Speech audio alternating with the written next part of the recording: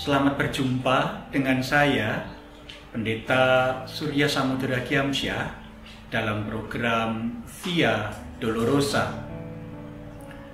Ibu Bapak, Saudara yang terkasih di dalam Tuhan Yesus Kristus. Tentu, sebagai orang Kristen, kita memiliki iman. Tetapi, bagaimanakah pemahaman iman kita? Begitu banyak orang mengerti dan memahami pengajaran yang diajarkan oleh gerejanya, tetapi mereka tidak memahami untuk apakah gereja memiliki pengajaran.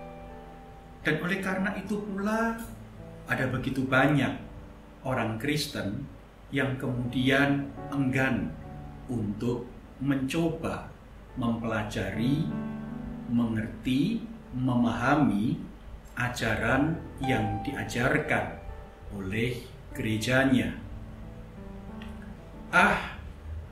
Kami ini kan cuman anggota jemaat biasa.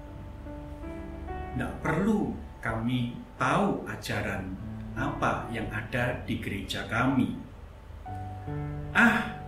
Kami ini kan bukan guru Injil, bukan anggota majelis jemaat, apalagi kami bukan pendeta.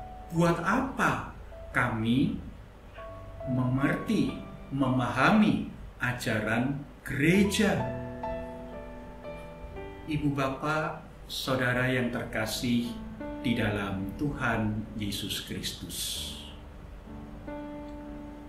Pemahaman gerejawi seharusnya dimiliki oleh seseorang supaya ia tahu bagaimana bersikap dan mengambil pilihan berupa tindakan-tindakan yang ada di kehidupannya. Bacaan kita pada hari ini menggambarkan Elifas, sahabat Ayub yang datang menemani Ayub. Ya, Elifas adalah seorang sahabat yang baik. Ketika ia melihat betapa Ayub begitu sengsara, ketika ia melihat penderitaan Ayub yang begitu dalam, Elifas duduk bersama-sama dengan Ayub, mengambil abu, debu, mengucurkannya di atas kepalanya, membungkus tubuhnya dengan kain kapung untuk menemani Ayub. Ya, Elifas adalah seorang sahabat. Tetapi ketika ia menyampaikan kata-kata penghiburannya kepada Ayub, ia berkata, "Tidak ada yang benar di hadapan Allah. Tidak ada yang tahir di hadapan Tuhan."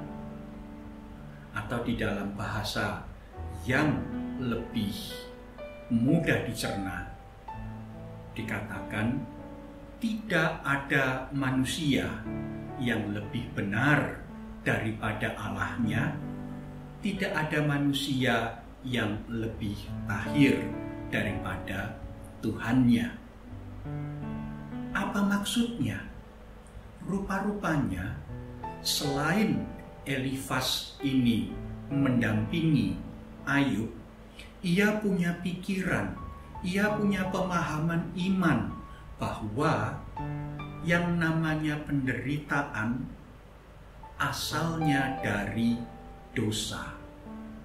Dan oleh karena itu, ketika Ayub mengalami kesusahan besar di dalam kehidupannya, Elifas bukan hanya menemaninya, tetapi juga sekaligus menuduhnya. Jangan-jangan ada dosa yang ada di dalam hatimu. Jangan-jangan ada pelanggaran yang engkau lakukan sehingga engkau menerima kutuk yang sedemikian berat. Ibu bapak, saudara yang terkasih di dalam Tuhan Yesus Kristus, pemahaman iman yang dimiliki oleh Elifas ia gunakan untuk menuduh bahkan menghakimi sahabatnya sendiri, yaitu Ayub. Padahal seharusnya pemahaman iman, pengajaran gereja menolong seseorang untuk lebih mengenal siapakah Allah, lebih mengenal siapakah diri sendiri, dan lebih mengenal siapakah sesamanya. Pengenalan terhadap Allah seharusnya membawa seseorang menjadi semakin rendah hati, dan rendah hati, sehingga ia tidak mudah menuduh, tidak mudah menghakimi. Ibu bapak, saudara yang terkasih di dalam Tuhan Yesus Kristus, mari kita mempelajari dengan tekun pemahaman iman Gereja Kristen Indonesia. Marilah kita juga memiliki pemahaman konsep tentang gereja kita secara utuh, dan itu bisa kita pergunakan untuk membangun tubuh Kristus di gereja ini.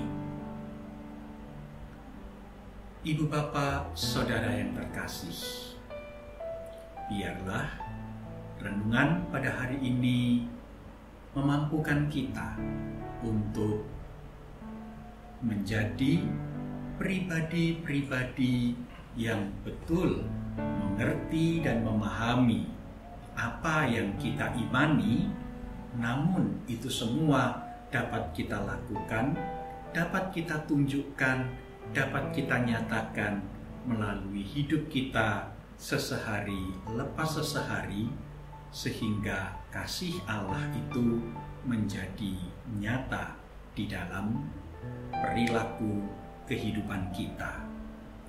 Amin. Mari kita berdoa. Bapa Surgawi, kami bersyukur kepadamu untuk kasih setiamu kepada kami, dan biarlah ia Bapa, di dalam kasih setiamu itulah semakin lama kami semakin memahami dan mengenal Engkau. Kami pun dimampukan untuk semakin memahami dan mengenal diri kami sendiri.